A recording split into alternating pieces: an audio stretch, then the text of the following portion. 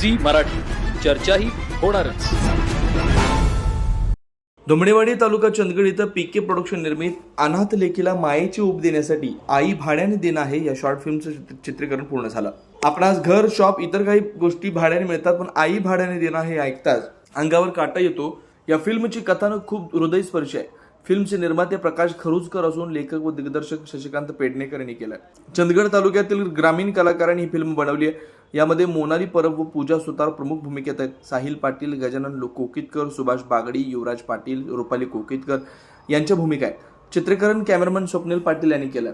लवकरच ही short film प्रेक्षकांच्या भेटीला येणार आहे. तर आजच शॉर्ट फिल्मचा टीजर चॅनलवर प्रकाशित झालाय, त्यामुळे सर्वांनी नक्की पहा असं आवाहन शशिकांत पेडणेकर यांनी केलं. सी मराठीहून ज्ञानेश्वर पाटील, चंदगड.